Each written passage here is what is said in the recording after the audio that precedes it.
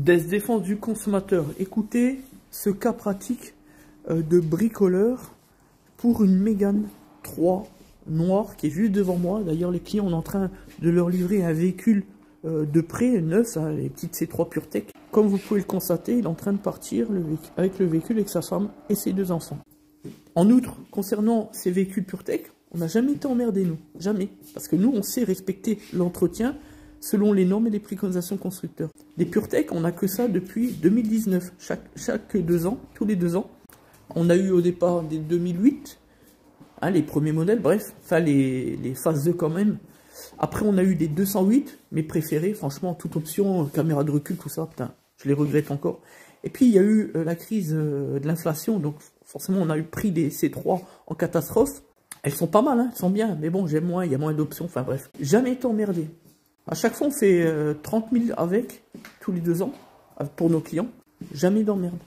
Peu importe, revenons à nos moutons, la Mégane 3. Là, ici, vous avez un cas de mise en danger sur la vie d'autrui, combiné à l'action d'un bricoleur du dimanche, mais vraiment le champion. Et là, on va vous expliquer, en donner un conseil juridique sur la question des obligations et surtout des responsabilités, que ce soit civil ou pénal, du bon chef d'entreprise dans le secteur automobile. Déjà, il dépose, il repose les roues, tout ça, il change les pneus, peu importe. Et puis, il ne met pas l'écrou parce que l'antivol était flingué, je sais pas quoi, ce qu'il m'a raconté le client, peu importe. Donc le prestataire ne remet pas l'écrou. Voilà, premier élément de cas extrêmement grave sur le principe de la mise en danger sur la vie d'autrui. En effet, un écrou qui manque sur 5, c'est peut-être pas grand-chose, mais quand on est entrepreneur, chef d'entreprise, responsable dans le secteur automobile, on ne peut pas se permettre ce genre de détails. Non seulement il ne remet pas l'écrou, mais il ne va même pas donner du conseil à son client, c'est son obligation à ce moment-là des faits, s'il n'a pas d'écrou, s'il ne peut pas le faire. Le client nous l'a indiqué à l'instant, il n'a rien dit.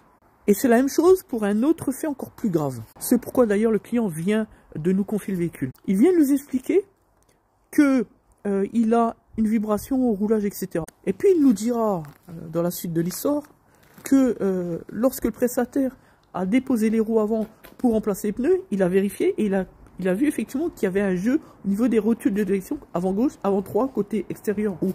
On lui a posé la question, le client. Il nous a indiqué que le prestataire ne lui a rien dit, qu'il y avait un peu de jeu, que ça pouvait attendre, enfin qu'il n'y avait rien. Le jeu est juste substantiel. Non seulement il aurait dû lui dire, mais surtout l'indiquer en nota sur la facture. Allez savoir d'ailleurs s'il y a eu une facture.